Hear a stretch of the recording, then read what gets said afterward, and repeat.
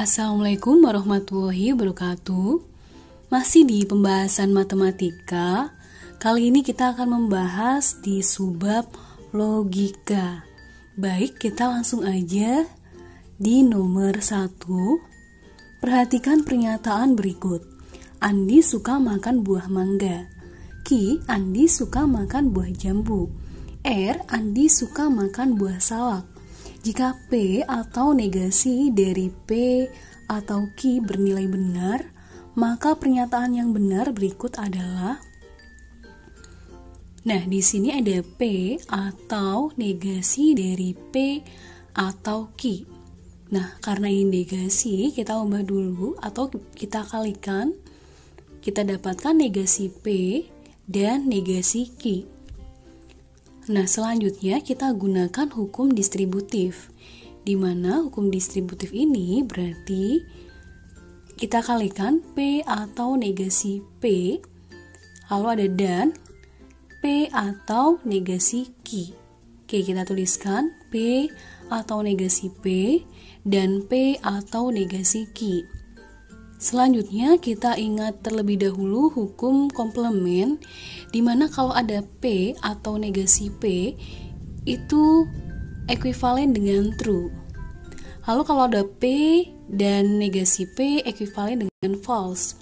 Nah, karena ini atau berarti ini true. Lalu kalau ini tetap jadi true atau P atau negasi Q. Nah, sekarang tinggal kita simpulkan menggunakan hukum identitas. Kalau ada true dan negasi P atau negasi Q, kesimpulannya adalah yang P atau negasi Q. Nah, sehingga di sini kesimpulannya adalah P-nya adalah Andi suka makan mangga. Kalau yang Q ini jambu, karena negasi berarti tidak ya. Sehingga di sini jawabannya adalah yang A. Andi suka makan buah mangga atau tidak suka makan buah jambu. Selanjutnya kita lanjut di nomor berikutnya, di nomor 2. Perhatikan pernyataan berikut. Yang P, Andi suka makan buah mangga. Yang Q, Andi suka makan buah jambu. Yang R, Andi suka makan buah salak.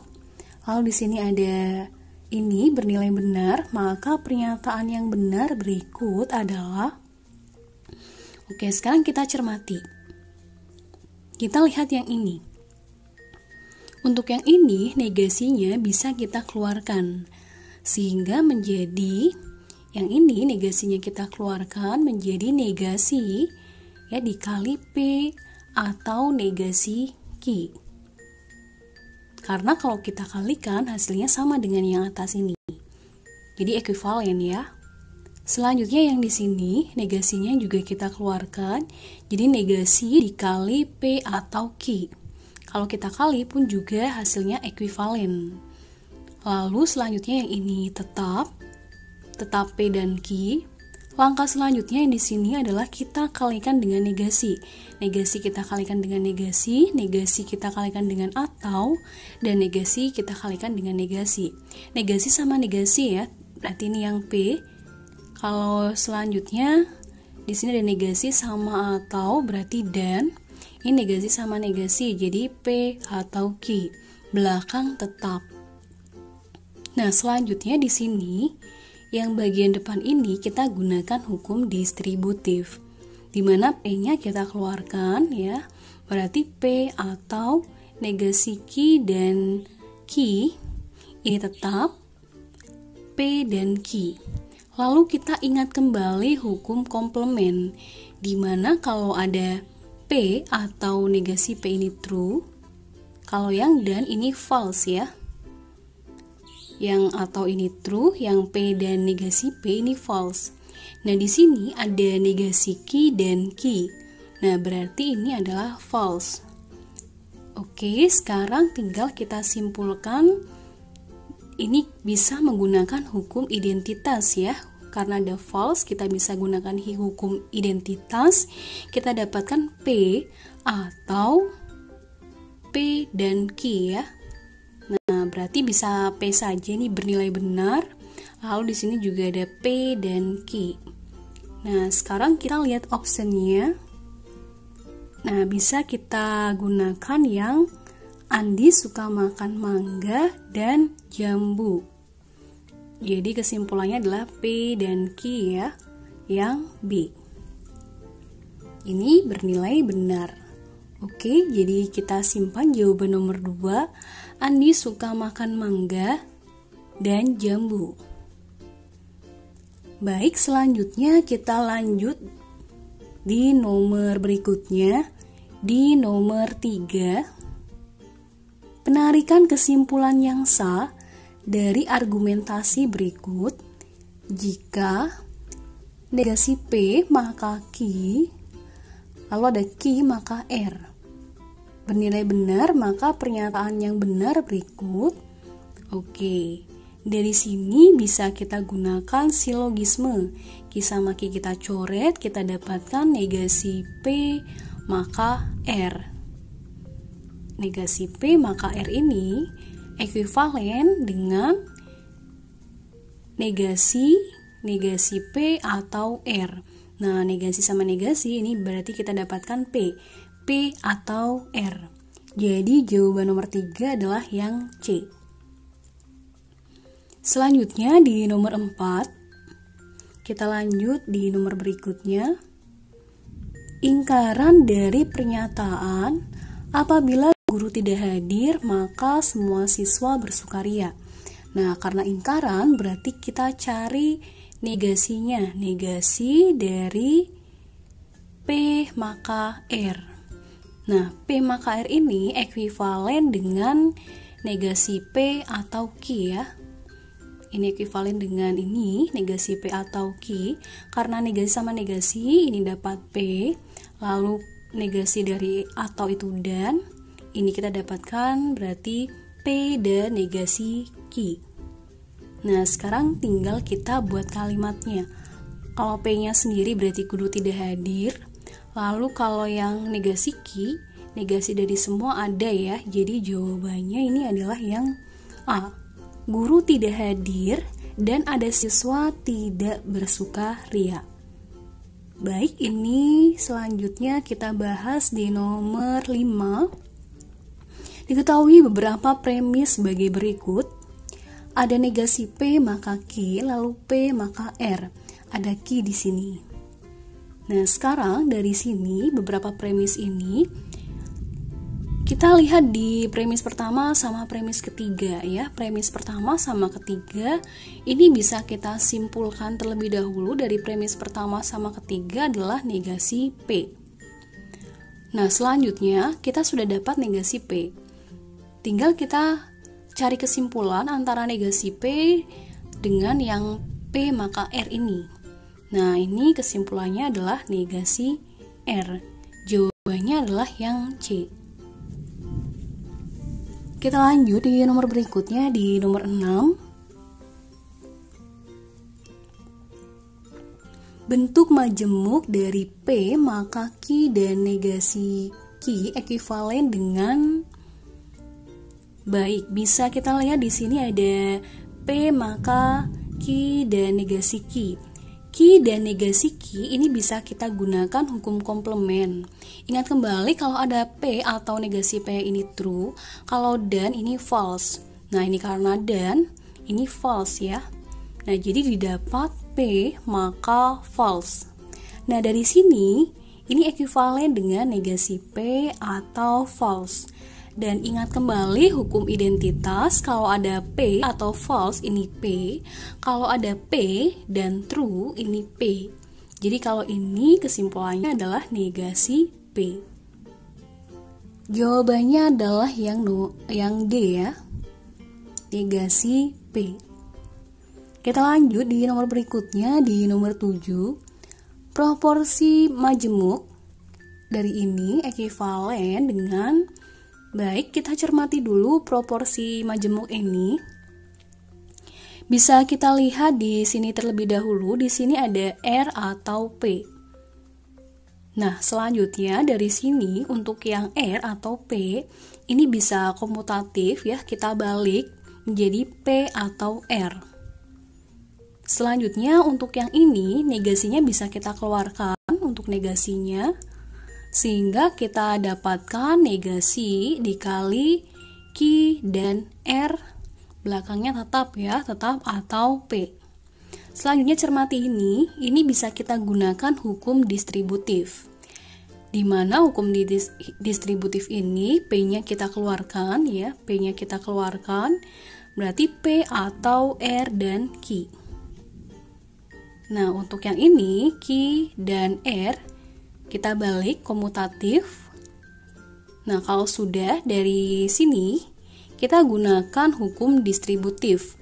P-nya kita keluarkan untuk yang P-nya kita taruh depan, sehingga kita dapatkan P atau di sini ada R dan Q, ada dan negasi dari R dan Q. Nah, sesudah itu kalian bisa lihat di sini, ini bisa kita gunakan hukum komplement ya, karena ini gak ada negasinya, lalu ini ada negasinya. Ingat komplement, kalau P dan negasi P ini false ya. Nah, ini karena dan berarti nanti hasilnya adalah false. Dan ingat hukum identitas, kalau ada P atau false ini P, kalau P dan true ini P. Jadi kalau ini kesimpulannya adalah yang P. Jadi jawabannya adalah yang A. Baik, selanjutnya kita bahas lagi di nomor berikutnya. Di nomor 8, proporsi majemuk dari P dan Q maka R ekuivalen dengan. Nah, dari sini bisa kita jabarkan untuk P atau Q ini ekuivalen ya dengan negasi ya. Ini kan karena implikasi ya. Ini ekuivalen dengan negasi dari P atau Q, lalu ini atau R. Nah, setelah itu kita kalikan, ini kita dapatkan negasi P dan negasi Q. Nah, ini bisa kita balik ya, karena berlaku sifat komutatif, R-nya pindah ke depan, R atau negasi P dan negasi Q. Nah, dari sini berlaku sifat distributif, di mana sifat distributif ini berarti R atau negasi P dan ya di sini karena kita kalikan dan R atau negasi Q. Nah, dari sini bisa berlaku sifat komutatif atau kita balik, kita dapatkan negasi P atau R, yang ini kita balik juga negasi Q atau R. Nah, ini ekuivalen dengan P maka R. Yang ini ekuivalen dengan Q maka R. Jadi jawabannya di sini yang dan ya. Yang dan adalah yang E. Baik, ini jawaban di nomor 8. Selanjutnya kita bahas di nomor 9. Jika saya makan, maka saya kenyang. Saya makan, jadi saya kenyang. Bentuk argumen di atas merupakan salah satu bentuk argumen. Nah, di sini ingat kembali ada modus ponen. Dimana kalau P maka Q, lalu ada P, kesimpulannya adalah Q. Lalu ada modus tolen, kalau P maka Q, ini negasi Q, kesimpulannya adalah negasi P. Ada silogisme, P maka Q, Q maka R, Q-nya coret, kesimpulannya adalah P maka R. Nah, di soal nomor 9 di sini, jika saya makan, maka saya kenyang. Berarti P maka Q, saya makan, berarti ini P. Lalu jadi saya kenyang, ini kesimpulannya berarti Q, sehingga ini adalah modus ponen. Jawabannya adalah yang C, modus ponen.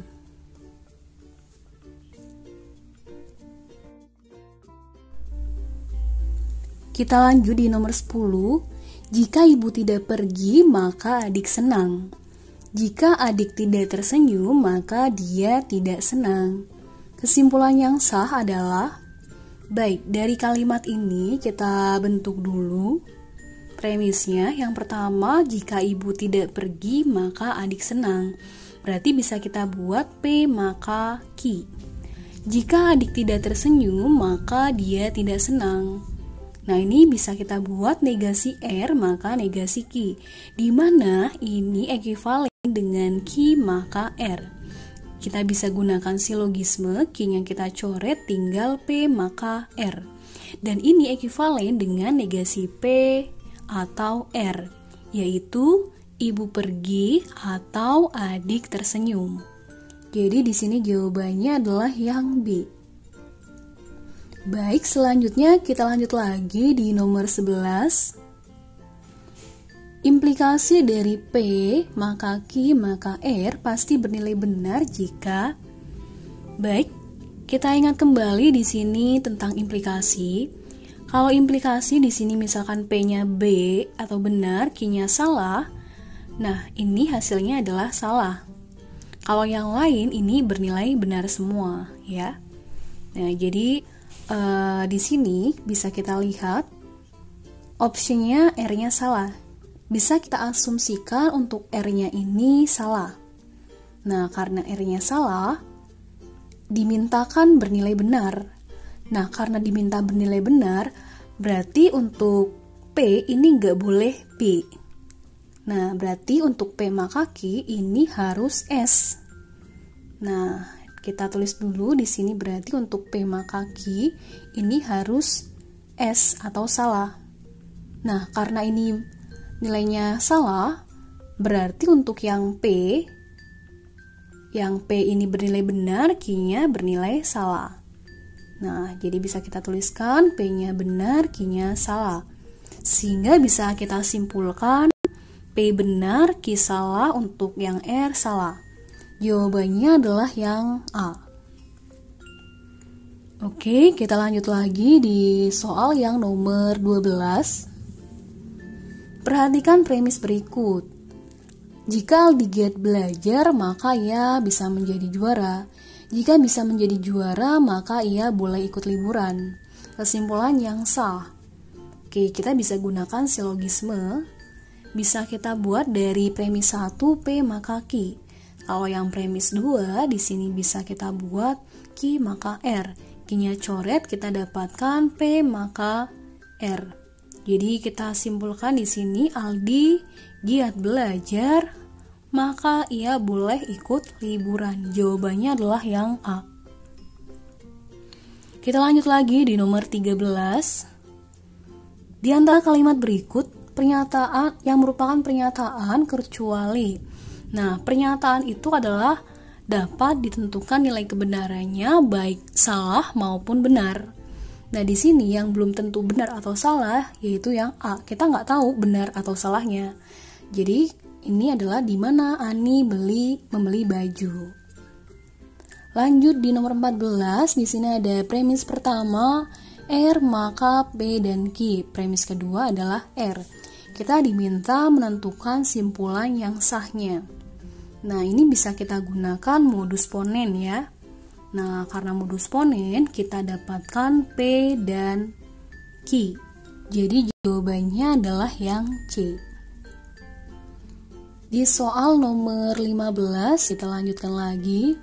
Perhatikan tabel di bawah ini. Nilai kebenaran dari kolom negasi P dan negasi Q adalah. Sekarang bisa kita lihat di sini. Karena negasi berarti di sini karena P-nya BBSS, negasinya SSBB. Lalu kalau yang negasi Q, SB ya, negasinya. Sekarang kita menentukan dan ya. Kalau dan sekali dia salah, nah salah. Nah, kalau yang benar-benar ini benar. Jadi ini kesimpulannya adalah salah benar atau SSSB. Jawabannya adalah D.